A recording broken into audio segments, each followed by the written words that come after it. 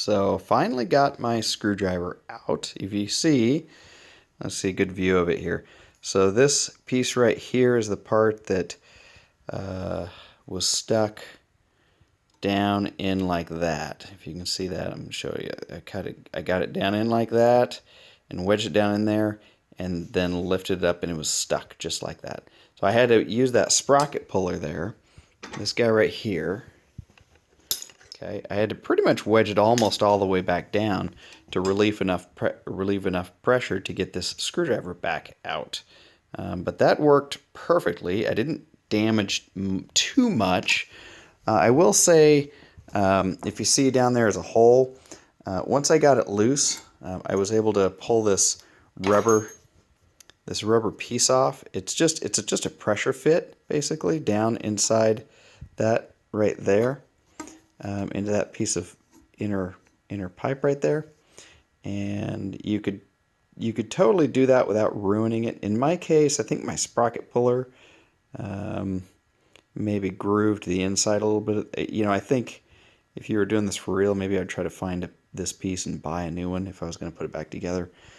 In this case, for this keg, I think I'm going to turn it into a fermenter or a boil kettle. So anyway, once I got it down to this state, you can see the tab here, and that's it right there. Okay, sticking out, and you can see it doesn't want to depress. And by the way, that's loose. What I did is let me loosen this up a little bit. Okay, you see that? I'm able to pull this down. See that? Pull it down and twist it, and actually pull this entire piece apart. Okay. And when I pull the whole piece apart, it does something interesting. It all comes apart, of course, but that little tab is loose, and it just falls right out of there. So it's definitely a trick getting it back in. I put it back together, and it was a trick for me to figure out how to even get it back together in a way that went together smoothly and was easy.